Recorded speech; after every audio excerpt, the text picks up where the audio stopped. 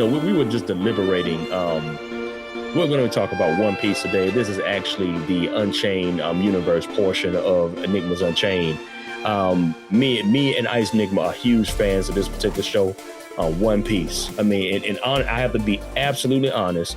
He was the one who liked it first. I trashed it for a decade. I mean, I'm not even going to sit here in front. I'm not going to lie to nobody. He liked it when he started. He saw it on TV. Like we were younger, and I think 4Kids, which I hate 4Kids. 4Kids also botched UcU, but because UcU and the manga for UcU was lit. I'm talking about Joey was a savage in that. Just yeah, but that's a whole nother problem. But yeah, like 4Kids, had the stuffy Sanji voice guy, which did not work for Sanji. Zoro, they call him Zolo. Yeah. And Luffy was voiced by more than likely a chain smoking white lady. I mean, so it's like I'm not feeling that anymore. I mean, Naruto had the chain smoking white lady voice. Believe it. I was like, I'm not feeling these English voiceovers. But I remember listening to it, I was like, this is trash. And he was like, nah, Trevor, it's good. I'm like, it's trash. Just listening to them, I just could not do it. But then I finally sat down and I just started watching them in the original Japanese with English sub. And this is why English sub is more superior to us when it comes to it, because English sub, Japanese have far better voice actors. Yes. I mean, just so much better. But I watched it and I was enthralled. I was like, oh, I need to pick up the manga. So I picked up the manga and I started reading the manga, and I just I deep dove into the manga and the lore, and I'm like, I need to catch up. And me and my wife literally binge watched One Piece for three months. Every single day we watched 20 episodes. I think it was about 20 episodes a day. Oh wow. That's how deep it got. Yeah, I was like, babe, we need to watch this. And it just we could not stop watching. We just couldn't stop watching, man. So and that's how I became like a big One Piece fan. I'm not gonna say I'm the biggest. I'm not gonna lie to anybody, but we just want to give some appreciation, some respect on their name, so to speak. You know what I'm saying? But so Ice, what pulled you in the beginning for One Piece? I think because it's the fact that you got this cat that just he just busts out of a barrel. He just so happy go lucky. Yeah. He just like tells these cats, hey, I'm gonna be the king of the pirates. Yeah. And you even if you sitting at home watching it, you know what I'm saying, you just as confused as the people he telling this to. Like, wait, hold up, what? Like, nah, he's some scrawny looking kid with a straw hat. You ain't gonna be no king of the pirates. Yeah. And then all of a sudden he just like say, Gomo no, and like smack him in the face with like a barrage of punches. Yeah. And then he done beat him into accepting the fact that he might legitimately be king of the pirates. Facts. So Luffy, Monkey D. Luffy, man, like Monkey D. Luffy, on the real, one of the best anime manga leaders I've ever seen. I mean, like on the real. I mean, people are gonna be, oh no, it's not Goku. I swear, if I hear a person say Goku is a good leader, they're gonna get choked out. I'm like, you are not an anime fan. You're not a manga fan. Because Goku is a terrible, terrible leader. Don't come at us with that Goku foolishness. Don't do that. You know what I'm saying? Like don't even come at me with Naruto. Naruto's a trash leader. It's like don't even come at me like that, son. Don't even holler at a brother with that stuff, man. Even as go ahead, bro. What you say? I ain't gonna lie to you. I fell off hard on anything Naruto related. Like bro, you did yourself a favor. Goodness gracious. I didn't even I came to you to find I was just bored and I read about what happened and then I confirmed it with you. So yeah. Yeah. I mean like literally the fact that the ending was Sasuke being like, well, I Like he kind of pulled a SpongeBob. You know, he's getting off the couch like, well, I'm gonna go ahead and head out and kill everybody in Konoha. It's like, what? Like, wait. This doesn't make, you know what? I was like, you know, I'm done. I was like, I'm done. And then the fact they blew each other's arms off, I was like, I'm done. This does say that you just ended the whole show. I mean, like, and like they didn't have a real villain. You know what I'm saying? Like the whole time, oh, we were fighting against the you know, she's like the mother of all that. I'm like, who cares? I'm like I don't care if she started the Sharingan and the Renegade. I don't even care no more.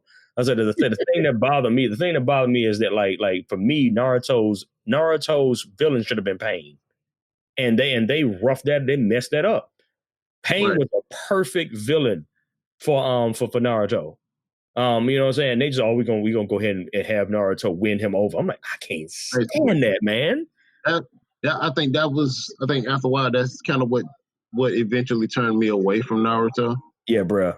Was they had, but as I say that, and then we get back, and then I'm gonna get on back. I'm gonna get back on track. Then I'm gonna let you finish. No. We both gonna get on track. I'm done with Naruto. Let's talk about One Piece. So yeah. So like basically, like what they tried to do with Naruto and failed is what Oda did with Luffy and succeeded. All facts. So he endeared us in the Romance Done arc. So we're gonna start at the very, very beginning. We're gonna walk through as many arcs as we can in an hour. We're gonna try and do this like in just one feasible hour, and we're gonna stop wherever we are at the hour. We're gonna stop. We'll pick it up on the next episode. But yeah, Romance Dawn. You know, like in the manga, bro. I mean, it's so beautiful. You literally the manga starts because the anime doesn't really do it as much justice when it comes to this. The manga just shows you a country village. It just shows you, it just shows you a town. It don't even really bring you into a crazy bit of talking about Goldie Rogers. It just shows you a village. Okay. And I thought that was powerful. The fact that they started out with it just being a very simple place. And then you introduced the kid Luffy and the rest of the guys, you know what I'm saying? And I was like, it was so good. Like they made it, it was Fuchsia Village. Yeah.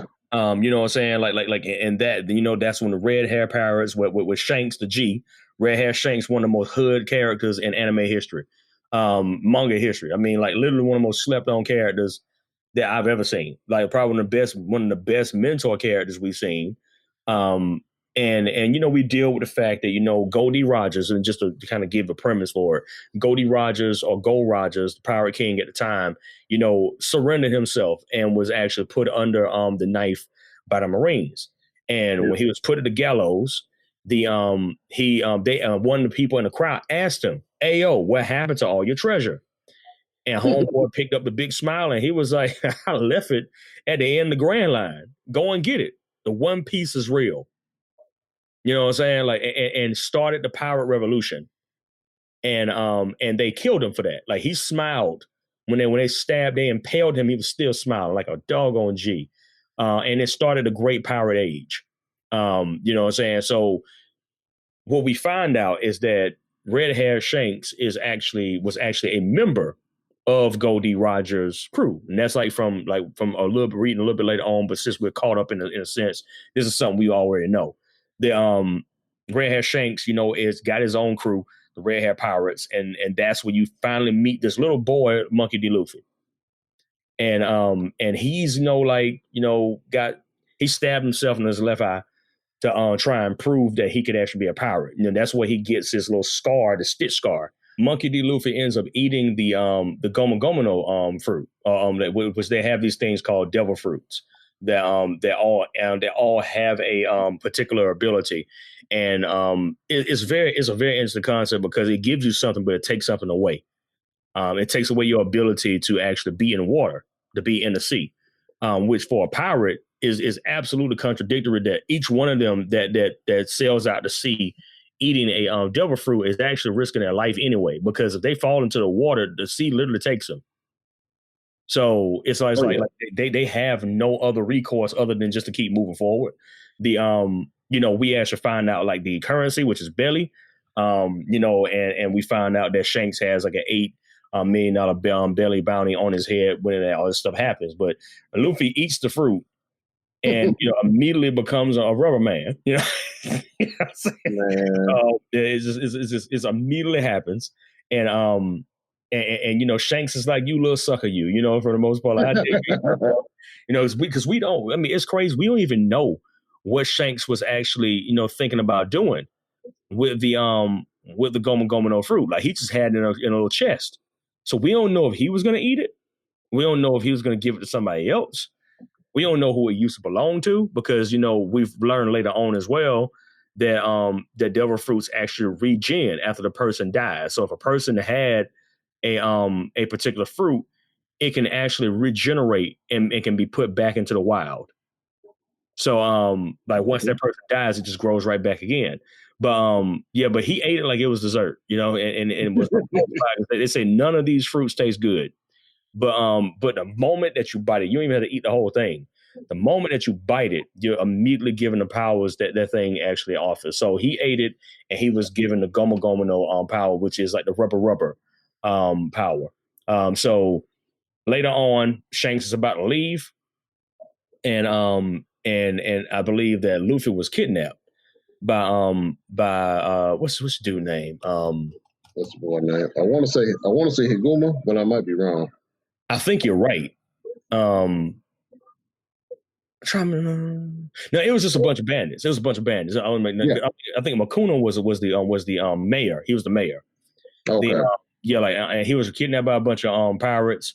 No, you're right. It was Haguma. He said Haguma, right? Yeah. Yeah, it was Haguma. I'm thinking about Makino. Makino was the mayor. So Maguma was actually planning to sell him to the circus because of his rubber ability. Shanks and them pop up and in that situation where we find out, Ben Beckham, man. I mean, like, look, Shane's got some of the hardest dudes on his crew. And we didn't know that, right? And like in the beginning, you don't realize this. You don't realize that these dudes is hard, yo. I mean, they're just hard. Like Beckham is a savage. I was like, look, you don't want to fight Beck. All right.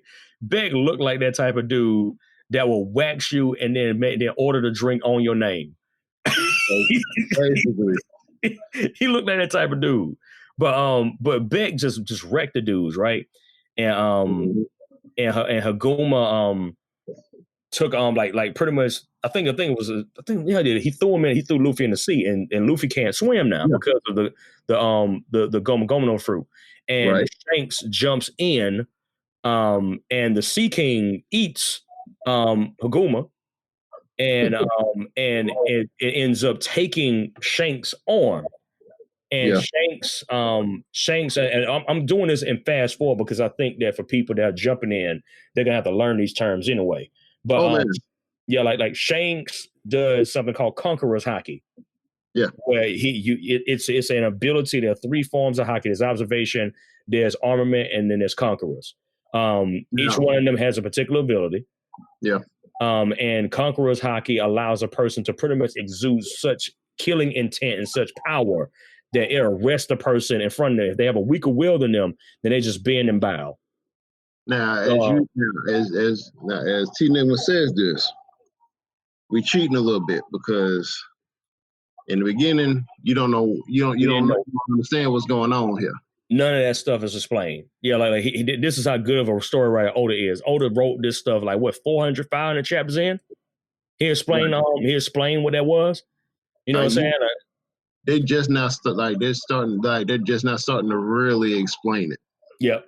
I mean, like we got a better explanation for observation Haki now. Like it's 2020, so we just got done with the Big Mama Pirates Whole Cake Island arc, and but now we're now in the Wano arc, and this is like a semi spoiler because TNigma's like I'm caught up. But ICE Enigma is still he's like getting back into the fray to get into the episodes in the manga for the later portion because life happens. But like Luffy's observation Haki ability is actually pushed to its limits in Whole Cake Island. I will get there when we get to that particular arc. But it's dope. So what ends up happening Shanks does that. Luffy's crying because he sees that like that Shanks lost his arm, taking care of Luffy, and Shanks is such a G that he's comforting Luffy while he's lost his arm. I was like, goodness gracious, that's what got me in the show. I was like, yo, what the world just happened? This dude just gave his arm away to protect the boy that ain't his kid. You know what I'm saying? And that pretty much starts the situation where we now see, that there's a hat, the theme around the straw hat, the crying Luffy, getting the straw hat from Shanks when he's leaving, and the image of Shanks putting the hat on Luffy's head while Luffy's crying when he's leaving. It's one of the most iconic images in the doggone show. So seeing that situation, and finally we get like a 10-year zoom, and I think Luffy was like 7 or 8 before the 10-year zoom. Now he's like 17, 18 years old. And now Luffy is just like sailing throughout the sea, It's like on his little, on his little thing, he don't really got like a rinky dink boat, Let me see if I can get you right. Now, before the time skip, I think he was like 17.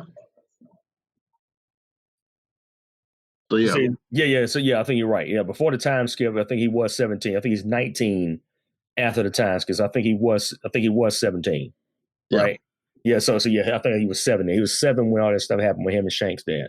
So he's 17 at the very beginning of the story, since we're still in the Romance Dawn arc. He stows away on a pirate ship owned by Alvida, and he meets Kobe, who would actually end up being a very cool character. Man, like that was not a throwaway character. Oh no. Yeah.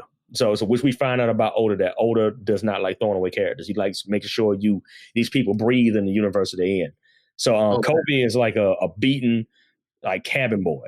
Alvida is she got this spike club, and she's a savage. She just and what happens? How do we meet Luffy, man? What happens with how do we find out about this dude, man? Man, I tell you, man, like this cat just because they beating up on Kobe, just throwing him around because he a kid, like he don't know no better. Yeah. So then, what I'm saying, like Luffy just pop out the barrel. Yeah. You know what I'm saying? Because he tired. You know what I'm saying? Like, well, he was asleep. But then, you know what I'm saying, now he done woke up. He wants some food. Yeah, he wants to get some scrub. He wants some grub, man. Luffy serious about his meat. Like, I want some meat, son. You know what I'm saying? Give me that meat. This dude, like, I just don't know what to say about Luffy, man. Like, that's my dog. Don't get me wrong. He's my dog, but you know what I'm saying? But and then the crazy thing about it, like at the time, and that's the funny thing about One Piece. Because I mean, in the beginning, you think that you have your favorite character, but then as the story goes along, you find other characters that you either relate to or that just pop to you. Yeah. More than like your original cast does. Yes, facts. Man, listen, that's the beauty of how Oda writes. Oda gives you so many characters that you can actually choose, and you're not stuck with like a generic 5 characters. Which I don't even say that that's a problem. I think their story is written very well. The 5 characters is with enough nuance is a phenomenal story. But with this story, he actually is building a whole world. And he's taking every moment to give you every single thing about the world so you can make your own decision about, about which character that you're actually going to stand up for, or which character you actually believe is the better character. But yeah, Luffy ends up like scrapping with Vita and her pirates. And Luffy actually, Kobe was a coward. And Luffy was like, whatever, bro. You know what I'm saying? He's like, dude, yeah. Luffy just wasn't down with that cowardice stuff. That's a furthest thing away from what Luffy is. Kobe said he wanted to join the Marines. Yeah. And he wanted to be able to arrest pirates like Alvida. And that was out that situation, and she spazzes, and Luffy just gives her that Goma no pistol. Busted her. You know what I'm saying? Gave her that, busted her. And then, then we go into the next portion of the story, which puts us in back on the Grand Line. and this is where we meet the bounty hunter, Roronoa Zoro, who was such a G. I mean, like he was just tied to a freaking post. They like left to die. Like they was gonna kill him. And yeah, he was left to die. And you know, they were able, like Luffy and Kobe were able to get there. And Luffy finally, you know, meet Zoro. You know, and I thought it was very dope because, you know, this is gonna be Luffy's first mate. You know what I'm saying? And I just thought it was very dope that, you know, his first mate was literally on the brink of death. And Zoro asked, you know, Luffy to free him. And what's the dude name? Helmeto? Helmeto. Yeah, like I think it was Morgan. Morgan was like was the captain of the area or something like that. It was Captain Morgan. And Morgan, man. Say again? Axe-hand Morgan. Now that dude literally has an axe on his hand. It's like, he actually has an axe on his hand. Yeah, like Captain Morgan was trash though. You know what I'm saying? But they had to get him out the way. They had to get him out the way. Like he has to be moved. But yeah, like Zoro's there, and Zoro doesn't want to be a pirate. You know what I'm saying? That's what I thought was very dope about the situation is that like Zoro's I'm a bounty hunter.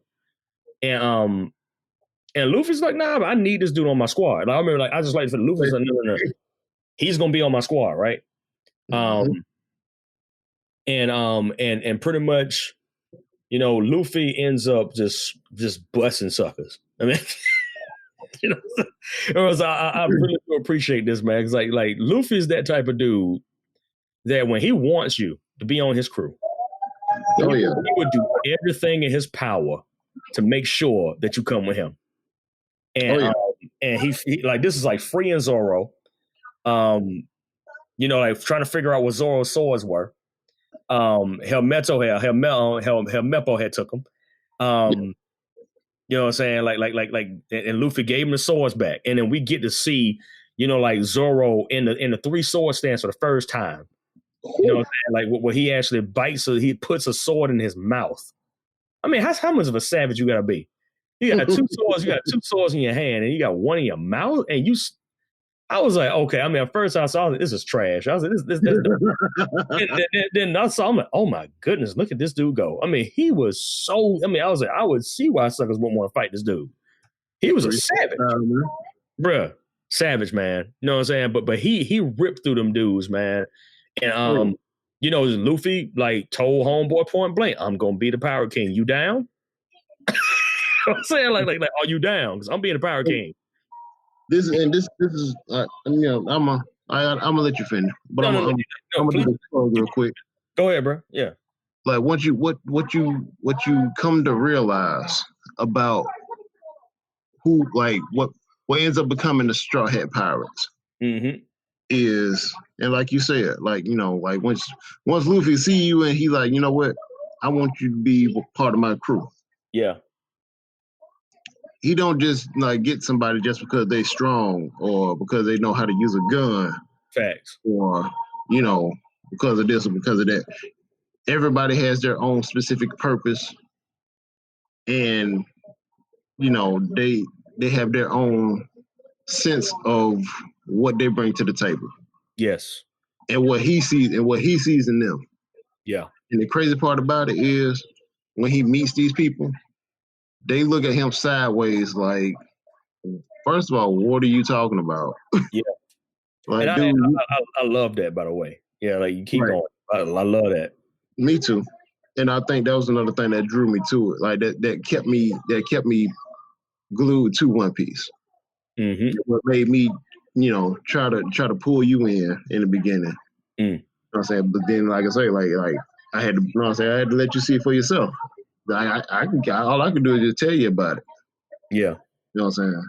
So now we on the same page. Like we good to go. Fact. But yeah, like I say, like when you were talking about Zoro, like he looked at that man crazy. He was like, wait a minute, nah, man, you can't be serious. You don't look like Pirate. You don't look like anybody that could even resemble the Pirate King. Facts. It was like this dude, this little kid come up to you in a red vest on and a straw hat. You have to like let this like he does not wear shirts. Okay, like Luffy don't believe in shirts. He has a red vest on and some shorts and some jean shorts and some sandals and a straw hat. I mean, if you saw this cat walk to you, you think this dude is asked for money. And that's why I like that about the situation, because what happens is that Luffy finds a way to break people down in a best way. It's never in a way that it's to their detriment. It's for their good. So speaking on that, we find out Zoro's past, which is another masterclass writing thing from Oda. So Oda gives a backstory on each one of these characters. Oh yeah. So we got the backstory with Luffy, coming from the village and eating a Gomu Gomu no fruit, almost dying, Shanks saving him, you know what I'm saying? And like Shanks giving him the straw hat and leaving. We got that with Luffy. We got it with Kobe. Where Kobe was like in a situation where you saw him as a coward. He wanted to be a Marine, and he had to face the fact that some of the things that Marines were doing were absolutely wrong. And especially like looking at Helmeto and Captain Morgan, like those dudes were straight up corrupt. But he still wanted. Say again. What do we get a Marine for? Oh, bro, we gonna get there. Don't worry, man. We will definitely get there. Like, so yeah, but you look at like the situation where you see all this corruption, and he still wants to be a part of it. He wants to be able to be the good that helps the change happen. But you see that, and then you get to Zoro, and Zoro it's finally time for Zoro's story. And my goodness, what tragic story! You know what I'm saying? Zoro was trained in a dojo with a young lady named Kuina, and he was like, he scrapped with this girl multiple times and lost. Just kept losing. And Zoro was mad. He told her, like he rather beat her, rather like beat her because she's a great swordsman rather than her being in like because of her gender. And I thought that was dope. That was in the 1990s. Oda's way ahead of the curve. He was he's way ahead of the curve. He was talking about gender equality and stuff in his story way back in the day. Oh man. And they made a promise. Zoro and Kuina made a promise to each other that they will both become the greatest swordsmen, who like one would be the greatest swordsman in the world, and then duel each other for the title. But the next day, Zoro finds out that Kuina has died. And what really messed me up is that it wasn't like in battle. It wasn't because of a sickness or illness. It was because of a mistake. Kuina literally just fell downstairs. And Oda commented that the reason that he did that was because it's so unpredictable. And how unpredictable moments actually help shape characters and help shape people's lives. And I thought it was very interesting for Zoro being the guy that he is now in a manga and an anime. The fact that his story started with a girl who was stronger than him that died from falling downstairs. You know what I'm saying? Like, and him just being enraged at the fact that she died before they could actually fulfill their promise, but then took it upon himself to say, "I will become the greatest swordsman in the world." Right? He's like, "I will become the greatest swordsman in the world," and carrying the weight of that. So now we got Luffy saying he's going to be the Pirate King, which means he's going to be the greatest pirate. Now we got Zoro, who he wants to be as his first mate, saying that he wants to be the greatest swordsman in the world. And this sets the stage for how everything is supposed to go, because now they kind of have matching ideals. Like they may not be on the same spectrum, but they both want to be the best. Now Kobe is on the same level because he wants to be the best. You know what I'm saying? So all these guys are doing multiple things that are dealing with them becoming the best at whatever it is that they're doing. You know what I'm saying? So all that stuff that we see is heading to like the conclusion of this particular arc. And what happens pretty much is a standoff. You know what I'm saying? Like a Zoro and Luffy just going ham. Saying going ham on. I mean, Helmeto tried to hold Kobe hostage, and they whip. I mean, oh my goodness, did they beat the pumps off that dude? You know what I'm saying? Like, but I mean, they did all this stuff, and they finally were able to get off the island. And that ends the romance done. So now it's Luffy and Zoro. Kobe particularly saves their life, and I mean, it was mad emotional too, because Kobe's not supposed to do this. and this is why I thought it was dope that this is something that made Luffy's character very special. Is that Luffy? This dude wants to be a This dude wants to be a well, Kobe wants to be a Marine. Right. Luffy wants to be the king of pirates. They're on two completely diametrically opposed paths. But for some reason, Luffy has so much charisma behind him that a person who wants to be one of the greatest Marines salutes this sucker on his way out. This to me is foreshadowing because it's one of them things when you see that and you're like, dang man, like this dude got enough charisma and enough ability to pull people of different ideologies to say, nah, that dude lit. You know, like, I was like, how could you not? How could you hate the show? I mean, I even said it to us. I'm like, dude, what the world was wrong with you? Yeah, but that ended romance done art. The and now they're selling towards Orangetown. But before we go, any final thoughts on the romance done art? So what? Any final thoughts on the romance done art? I think it was a good. And me personally, I think it was a good introduction. Yes. Because, you know what I'm saying, if you and the thing about it, if you can get past the comedic aspects of it, mm-hmm. You know what I'm saying, then you can see like, you know what, it's a little odd, but I'm gonna hang on a little bit and see where this gonna go. Yeah, I agree. You know what I'm saying? And then we get to this particular part, and now we meet Nami, who is going to be the navigator for the Straw Hat Pirates, and we also meet Buggy. You know, probably one of the most interesting characters in the show, because I mean I couldn't stand him when we first met him. I'm like, man, screw this dude. But the more, like, especially the further along you go in the story, and most of the times you get to see him later on, you know, it just fit well. So then we got the thief being Nami, and the red nosed pirate, which was Buggy, and Buggy like looked like a clown. He actually looked like a clown. Like he had like the red nose, the face paint like a clown, and his ability. Trying to remember the name of his Chop, chop. It was Chop Chop. Yeah, the chop fruit. Chop fruit, because like his body could split apart. So that way he couldn't take any damage, or he could use his body in projectile ways where he can like literally throw himself at people. It was gangster. I was like, okay, you know what I'm saying? Like, but Buggy was a savage. I'm saying like the whole situation pretty much came around like Nami, you know what I'm saying, like finding a way to rob pirates. Like she was just robbing suckers. I mean, just getting into their pockets, man. I mean, she wasn't playing games with nobody. She was like, I'm getting all this cheddar. You know what I'm saying? Like, so the Buggy and them get introduced, and she tries to form a partnership. Nami tries to form a partnership with Luffy, because you know Buggy is like, I'm about to wax this chick. You know, she's I'm done with this girl, man. I'm about to wax this chick. You know what I'm saying? So Luffy, being Luffy, you know, realizes the potential in her. He's like, you know what? That's cool with me. I will fight for you. You know what I'm saying? Like, I'll fight for you. Don't worry about it. I got your back. And literally that's how it all started. Like pretty much Buggy's like, I want the chick back because I want to bust her. And Luffy's like, now she's part of my crew now. And it's just being a fight of two captains over how they're gonna get this person back. In the midst of that though, you know what I'm saying? You had you got to meet a the mayor, who the mayor was what's his I'm trying to remember the guy's name.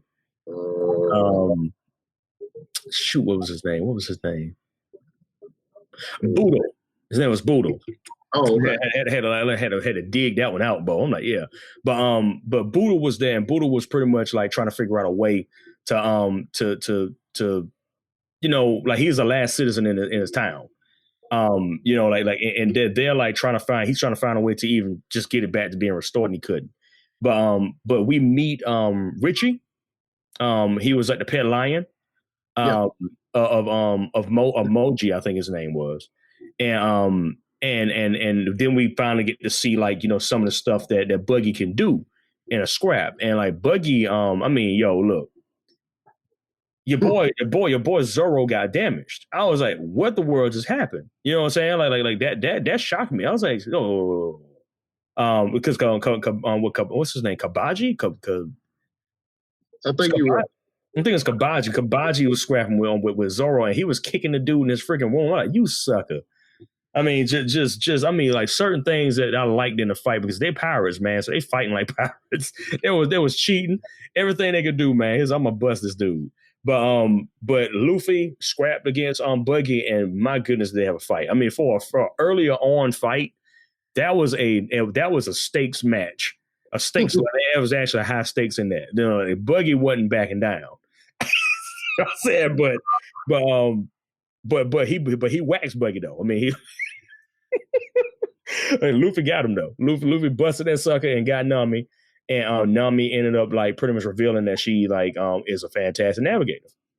And you know what I'm saying? It was crazy too, because like Luffy, like this, I think the dynamic, I think that like that made Nami a very interesting dynamic character to the show, because she's a thoroughbred pirate. She's the only one so far that acts like a pirate.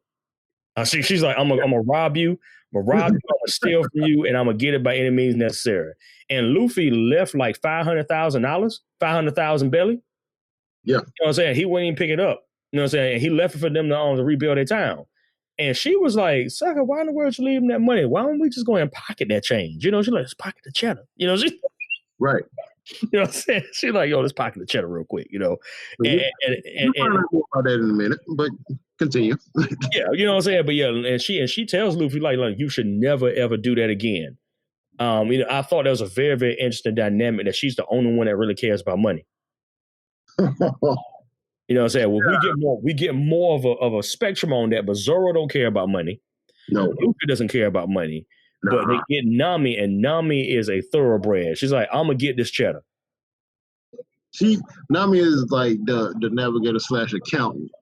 Yeah, you know what, homie? That actually is a very good way of putting that, because she found a way to balance the checkbook. She was like, all right, look, we in a red, yo, we need to get some more cheddar. Luffy be that dude, hey, yo, here go my check, man. Just take all the money. He's that type of dude. He's like, I don't need it. You know, he don't care about that. But I think that's what kind of made this thing more dope, is that when we look at that, he's adding people to the crew that are better than him in certain areas. Oh yeah. You know, so he's not an insecure leader.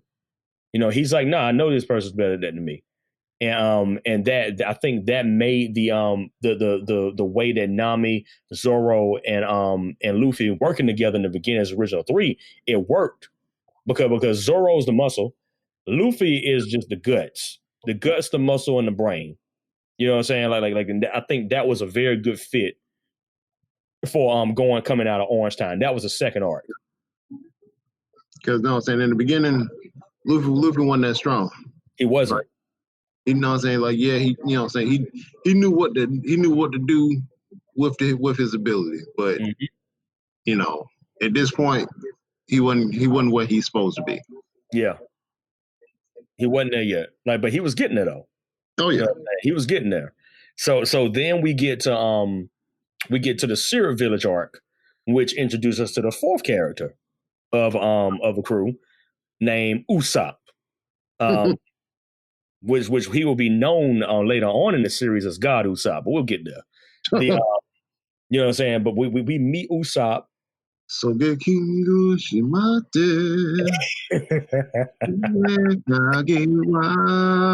That's goddamn right. So look, that dude has had some of the best characters in the show. Like so Usopp was like he wasn't something. And I think go ahead, bro. I'm gonna let you finish. No, go ahead. Yeah. Like, I ain't even gonna lie to you. Like, for a minute, I wouldn't like. Usopp was not on my good side. Oh, bro. Usopp from day one was one of my outside of Luffy is my favorite Straw Hat. That's like no shade towards the rest of them, but I'm so endeared to Usopp. Like I'm endeared to his character development. Yeah. I think eventually he'll get back in my good graces. But he loses some points later on. I'm not going to spoil it. We'll get to that. He loses some major points, and I'm like, dude, really? Really? But yeah, all right. So No, you good. Like, but that's one reason why we want to walk through the arcs because we're such we're such like fans of the show. So we like we walked with this for a while, and it's just so much fun like watching the breadth of the characters and how they actually develop and change over the course of like about 3-4 years. You know what I'm saying? Like at least like when they get together. But yeah, like Syrup Village is where Usopp is. And Usopp is a phenomenal liar. His name is actually from Isopsuka, which means liar or lie, like in Japanese. So Usopp had the Usopp Pirates. You know what I'm saying? It was 3 loyal followers to my Tom. What's the Tom? I mean, I forget it was one. It was Ninjin, Peeman, and Tamanaji or something like that. I forget. I always forget to say the other one. So you got Tamaneji. I think you're right. Tom and Edgy. Like, but it was those 3 little kids, man.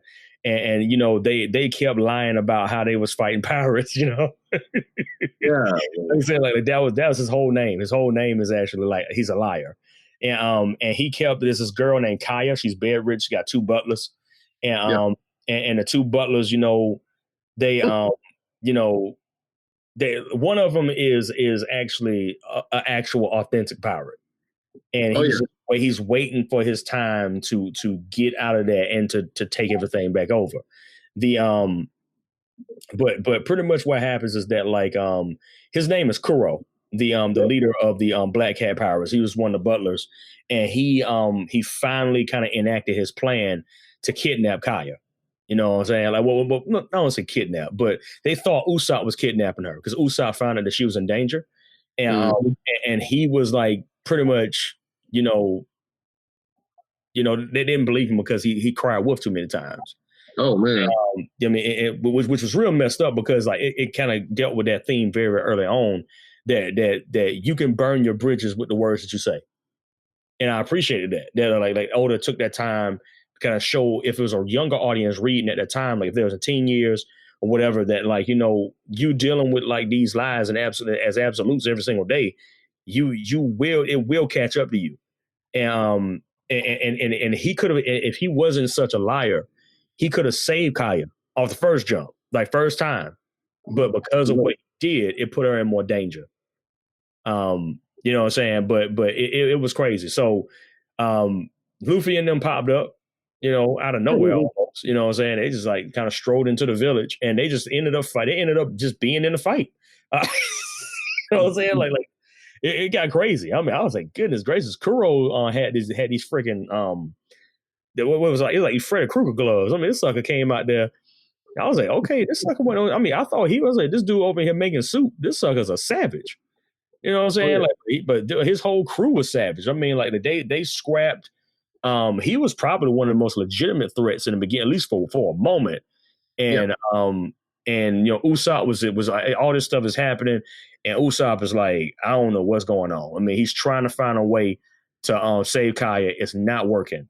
You know what I'm saying? And then finally, we get Kuro kind of like goes up against the Straw Hats, and it don't end well for him. It don't end well for him. What happened to Kuro, bro? Like, fill in the gap. Oh, dude. Like, I think that's like as with each member that Luffy obtains, that plays into his strengths. Yeah, dude. I mean, they make him stronger mentally and like somehow physically, because he demolished Kuro in the end. Yeah, he did. I think what happened, like I think he did something to Usopp. He did. I think he had messed Usopp up a little bit.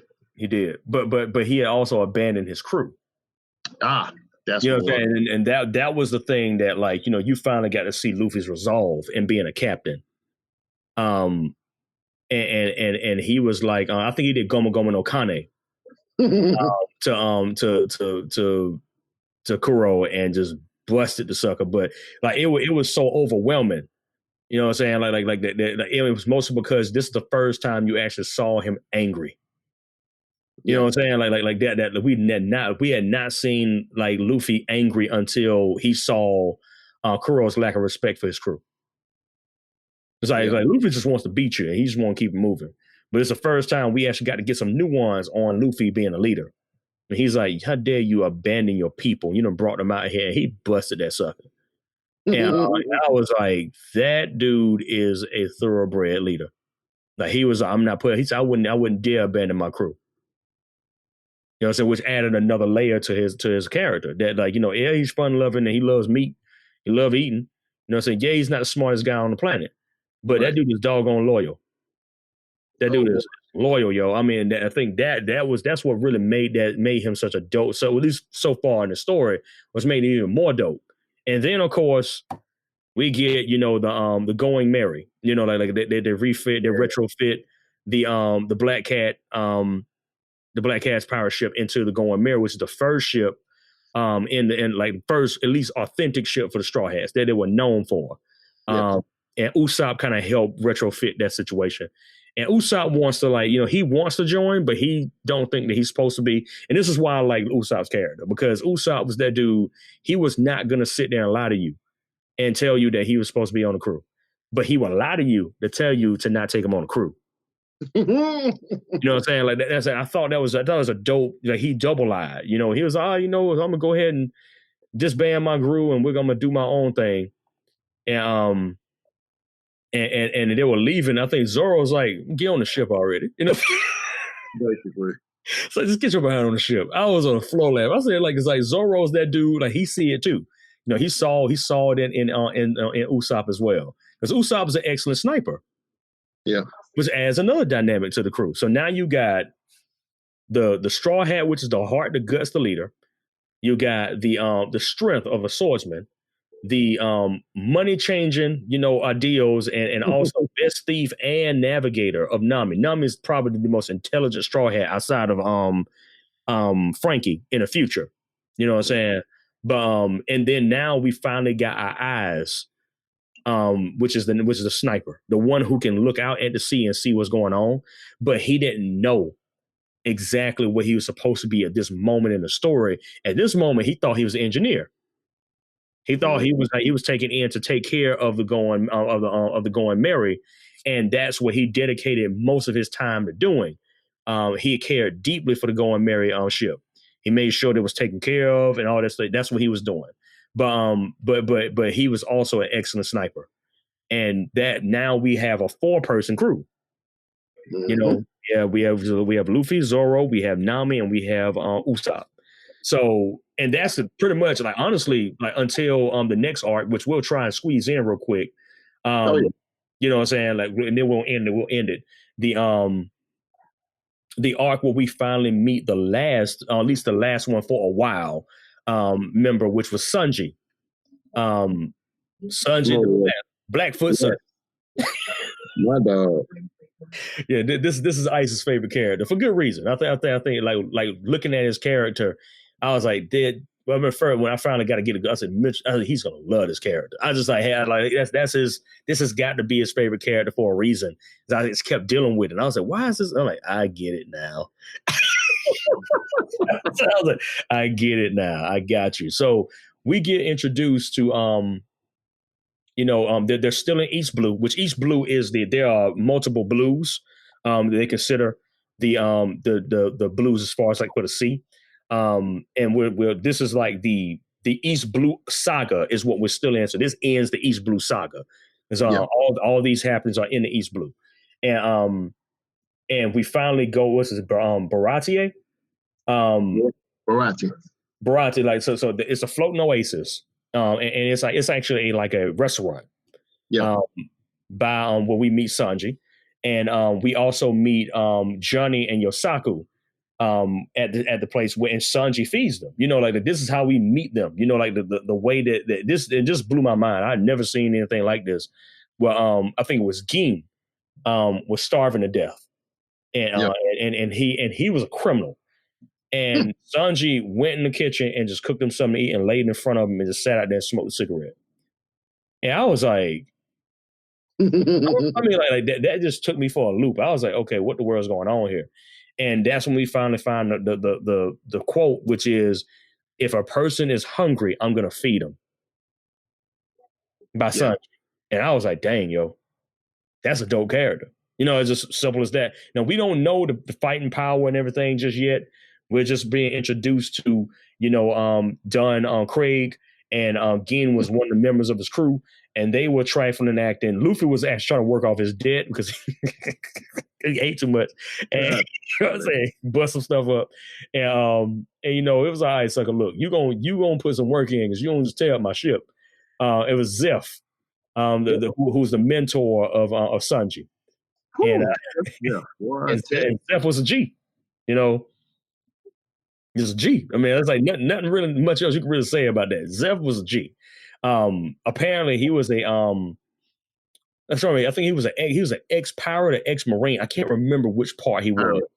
He was a pirate. And the backstory for him and Sanji was that he found Sanji, and they both got abandoned on this rock. And a rock was so high up that they could not fish. Because if they could fish, they would have been fine. But it was so far down that the only thing that they had there was a bag of food, a small bag of food, and a big bag of treasure. And Zeph gave Sanji the bag of food, and he just sat there staring at the ocean. And and we were like, okay, you know what I'm saying? What's the big deal about that? And then you're like, hold up. So Sanji has the only food. What food does the Zeph have? So apparently, so here's a switcheroo right here. Here's a switcheroo. In the anime, they said that he had already broken his foot, right? In the manga, he actually broke his foot and ate it. Yep. Yeah. So he ate his foot so Sanji could live.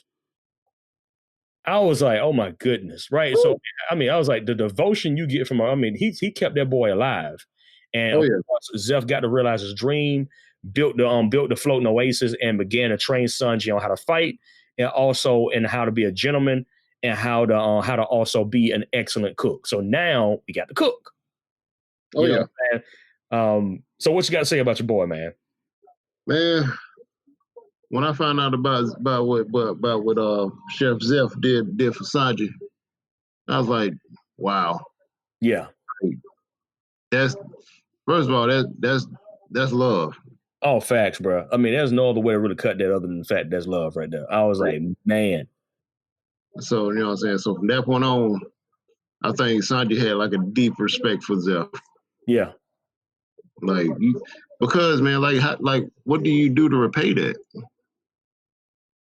Yeah, really. Yeah, I mean, I don't know. I mean, I looked at the situation. I was like, yeah.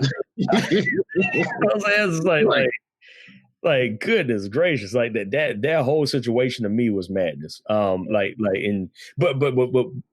even on top of that, the crazy thing is, I'm once again props Oda.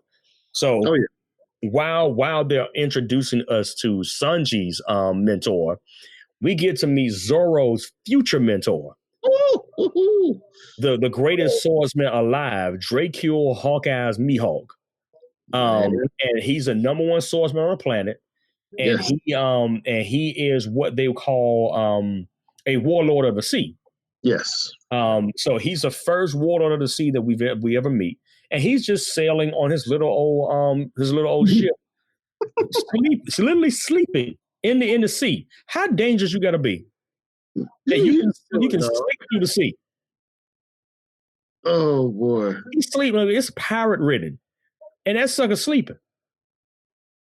I was like, that's a dangerous dude, yo. So he pops up, and while Luffy and him is fighting Don Krieg, Zoro actually gets on. But to back it up a little bit, Zoro, Luffy actually, because he's doing chores because he couldn't pay his tab.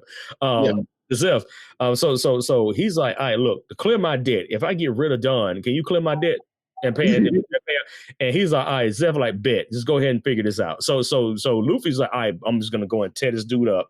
But then we finally see Mihawk kind of pop up, Draco Mihawk pop up, and Zoro was like, you the strongest dude, like you strongest swordsman, and he's like, I need to fight you.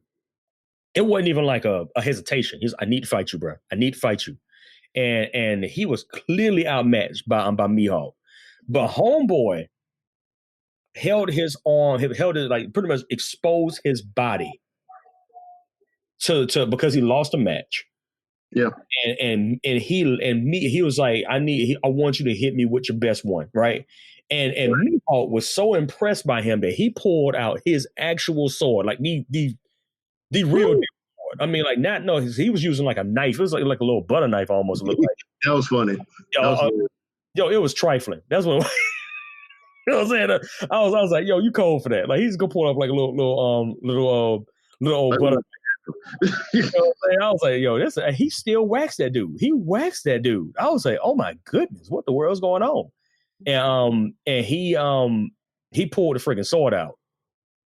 And so One Piece has this theme going on about swords, that there are like certain swords that are like rated as some of the best weapons on the planet. And his sword is called a Kogatana, and it's shaped like a cross, like a cross knife. And he pulls this sucker out. It's bigger than a human body, and he slices. I mean, a full blown slice down Zoro's chest. And I'm like, they gonna kill Zoro this fast? I mean, I remember saying that. I said, man, Zoro dead this fast, man. But thankfully, he didn't kill him. It was a sword to kind of test his resolve. It was a sword slash to test his resolve, and they were able to save his life. But Luffy has to keep scrapping with Don Krieg, and then we get to see Sanji scrap, and oh my goodness, yes, the boy got legs, man. I mean, he was busting dudes. I was like, yo, Zeph taught him how to fight, so that means Zeph got to be a savage, and yeah, so. Long story short, Luffy beats Don Krieg, busts his armor up, and finally gets just wrecks him, and then what we end up happening is that like at the very end, the Beratie like they actually have a going away party for Luffy because like Luffy helped save him and everything, and Zeph is like, you need to take your behind with him. Very probably one of the most emotional scenes in anime history. Oh man. What happened, bro? What did Sanji do? Shoot, man, he paid his respects. Like he got down and he bowed to Zeph. Yeah, like he was like, "Thank you," because yeah. Zeph knew he wanted to go find the All Blue. Yeah, he did. Yeah, so we forgot to mention that part. So, what's All Blue mentioned? What's All Blue? All Blue. Let me see if I get this right. That's where like, I'm saying, like the ocean is just like a perfect blue color where you got all types of sea life out there. It's pretty much it's like the I guess like paradise, like a chef's paradise. Yes, you are on the money. Yeah. So they talked about All Blue being where all the blue seas intersect, and all the fish from each one of them intersect into one area. And that's what made it into being like the All Blue thing. So now we got Luffy wants to be the Pirate King. Zoro wants to be the greatest swordsman ever. Nami just wants to be rich. And we find out her real motivation a little bit later on. But for right now, she just wants to be rich.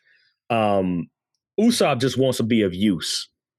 You know what I'm saying? Like which was sad, man. But it was real. He just wants to be useful. And then we finally meet Sanji, and Sanji has a big dream too. His big dream is to find All Blue and to be able to make delicious food for people. He wants to be the greatest chef that ever lived. Yeah.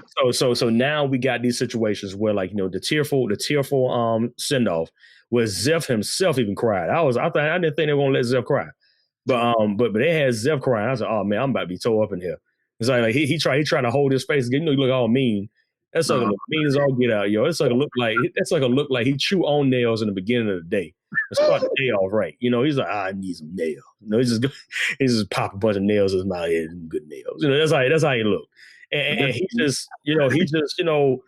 just busts out crying. All the doggone chefs start crying. I'm like, look, man, y'all need to stop this. We can't be doing this no more.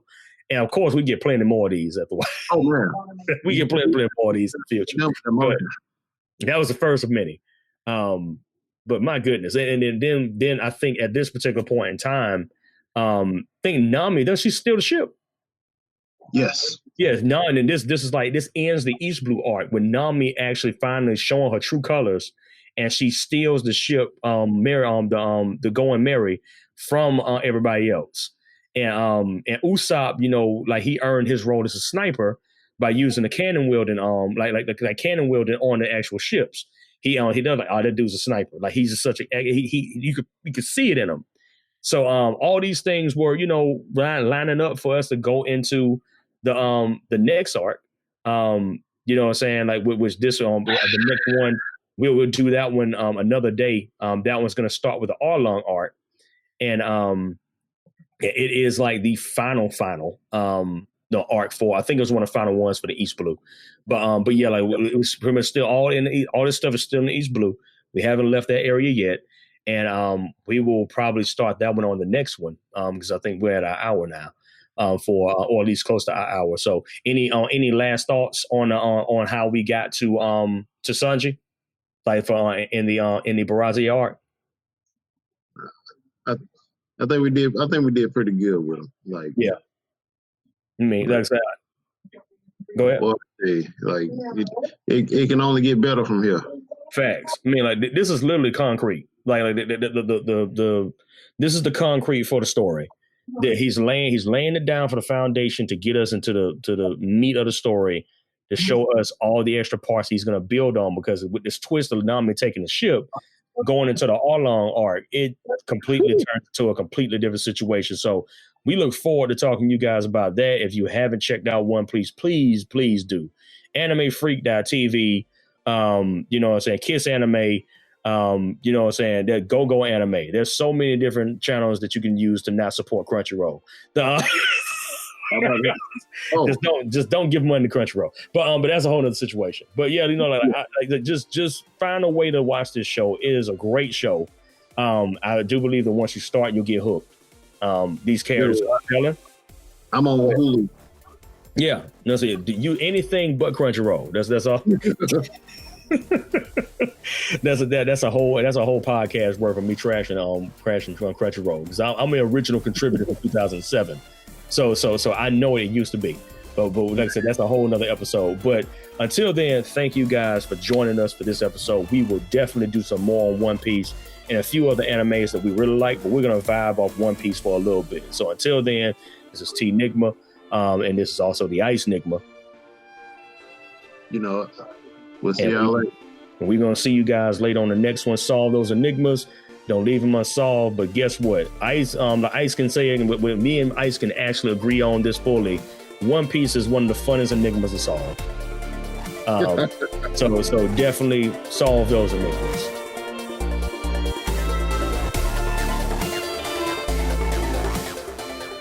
Thank you guys for listening to Enigmas Unchained. If you like what you heard, please follow us on Apple and Google Podcasts by looking up Enigmas Unchained.